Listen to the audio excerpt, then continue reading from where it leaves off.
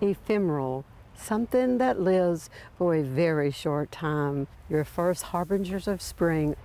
So I have Logan Clark at the Plant Delights Nursery in Raleigh, North Carolina, and this is his specialty.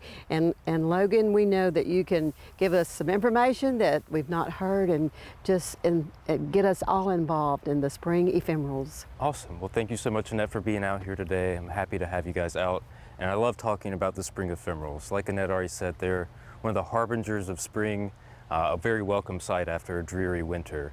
Ephemerals, ephemeral itself means a short-lived time span. These plants themselves are not short-lived. They can live many, many years in the forest, but the actual time they take to complete their life cycle is a lot shorter than most plants.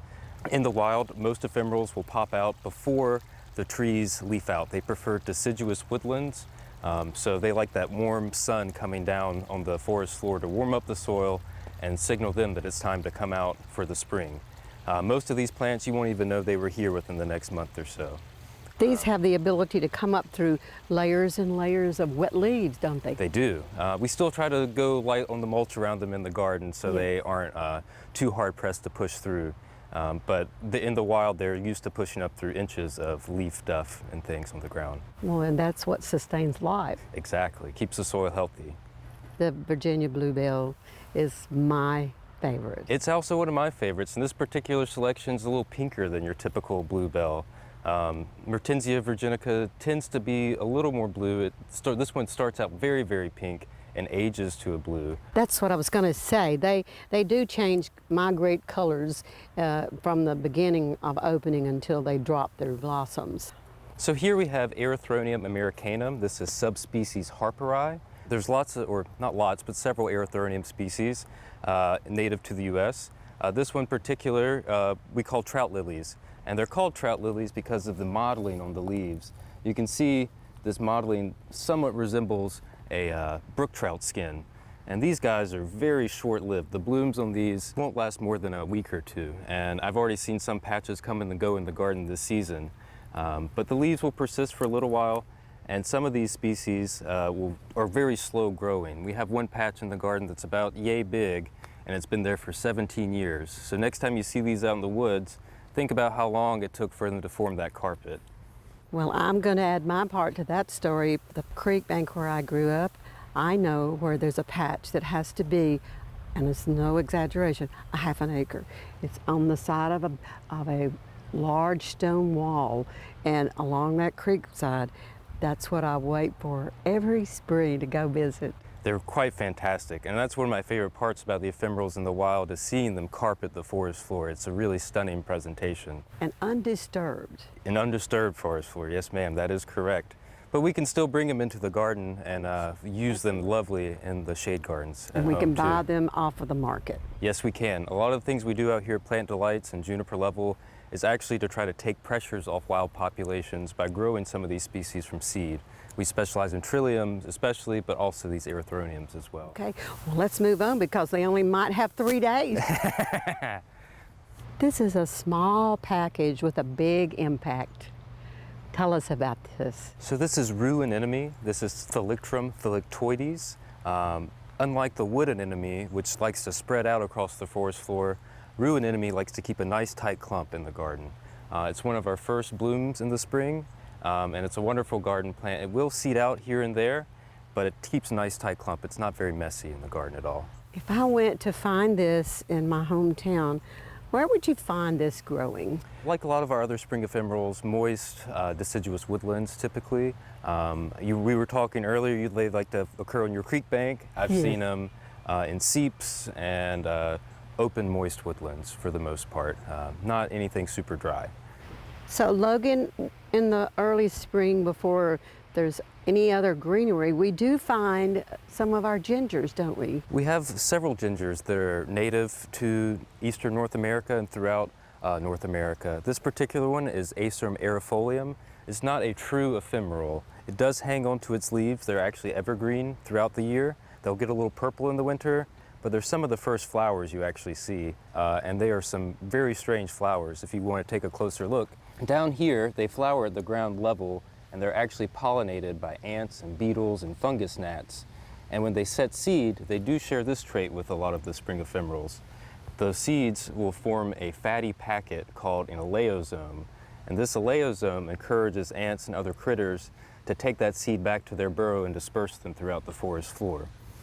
You know, that reminds me of little baby birds with their mouth open to get fed. A lot of people call this colloquially little brown jugs, and you could see why. They look like little Yes. brown jugs. This plant is a little larger than some of our dainty ones. Tell us about this. So this is a relative of our native jack-in-the-pulpit. Our native jack-in-the-pulpit is Erycema triphyllum. This is a relative from Japan.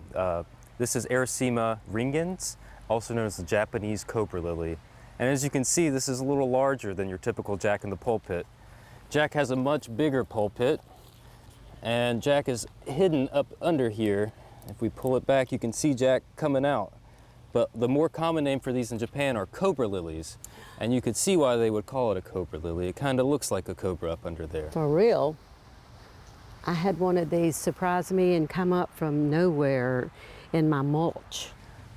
Wow, it would be quite a surprise. They emerge from these conical leaf sheaths called caterpillars that protects them. They look like something out of Dr. Seuss when they first pop out in the spring.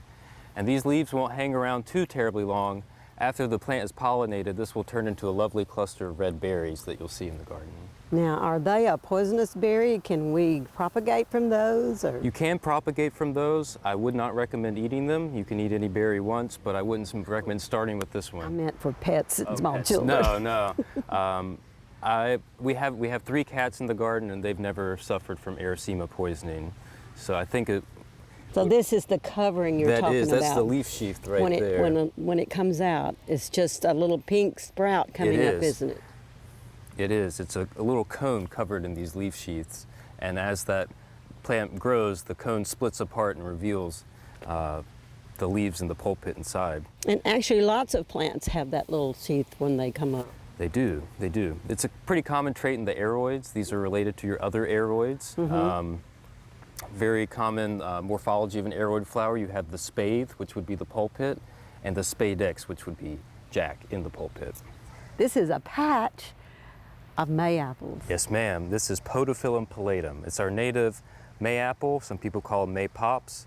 One of the reasons they call them this is because they usually have one single flower in between their 2 leaves, and this will be a white flower that around the time May rolls around will develop into a single fruit. And this fruit is poisonous to humans, but I've been told it's a favorite snack of box turtles in the early spring, early summer. What is the lifespan of when the foliage itself disappears? You won't even know these were here by the time June rolls around. Okay. They do like to form these running patches or colonies, is what they're usually referred to.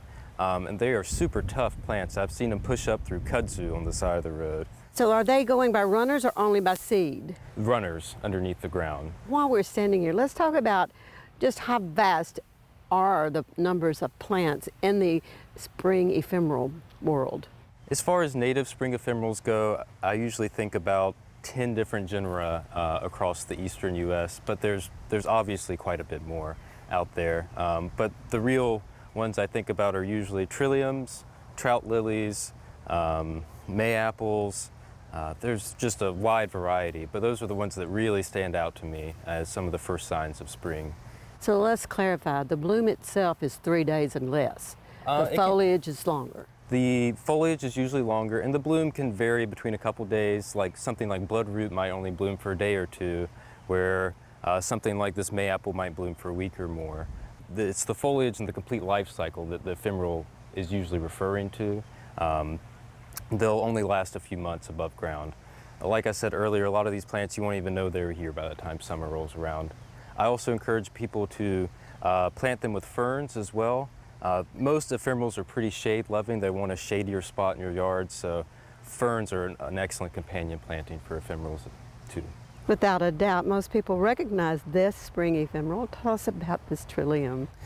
So this is Trillium delicatum. We have a very large collection of Trilliums here at Plant Delights, but this particular one is a pretty rare species. It was actually newly described as science in 2019. It used to be considered part of Trillium decumbens, but I think this lovely flat shape against the ground is a really cool feature in any of the spring ephemerals, but also in your garden too. I sometimes find these nestled up against my oak trees. Now, this is what? This is Dentaria laniceata. This is also known as toothwort. Yeah. Like we were talking about earlier, this truly is one of the first members to come out of the ground during the spring. Yes. This is related to mustards in the mustard family, Brassicaceae, and it's actually related to some of your more common weeds, also known as bittercress. Yes, and you know, I recognize that bloom is looking like an epimedium, but it's not. It isn't. But the reason they call it toothwort is because it has these dissected leaves that form these lobes like that, that some are more pronounced than others, but And that encircles the stem, don't it they? does. All right. This is beautiful. This is Bloodroot, also known as Sanguinaria canadensis. It's a really cool one too, because this is the only species in the genus Sanguinaria, and it is only here in eastern North America. It does go up into Canada a little bit.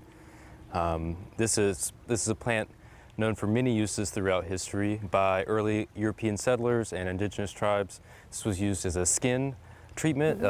The actual root of the plant has a bright red sap in it that's very caustic, and some people would use this to burn off ulcers or burn off warts and treat other skin irritation. Another Ericium. Tell us. So this is another relative of our native jack-in-the-pulpit. This is Ericema thunbergii, subspecies Urashime from Japan. And you'll see here, Jack's pulpit looks very similar, but Jack got really stretched out. I mean, look at that spadix. That is just crazy. What's he looking for? I don't know what he's looking for. You'll have to ask him sometime. But these also have a wonderful horseshoe-shaped leaf. And again, these you won't even know they were hardly in the garden come June, July. But Logan, as I walked with you and saw you get down on your knees in this garden of ephemerals, I want to thank you that you have imparted lots of knowledge, and most of all, I want to encourage people to get out there where it's happening. It's not happening inside now. We're into the closed door of spring, and these beauties don't last very long. No, ma'am. Thank you so much, Annette, for coming out and joining us today. It was a pleasure having you around the garden and getting to show you around. Well, I can tell you, this was my pleasure. I love it here. Please come back and see us again. For inspiring garden tours, growing tips, and garden projects, visit our website at volunteergardener.org or on YouTube at the Volunteer Gardener channel, and like us on Facebook.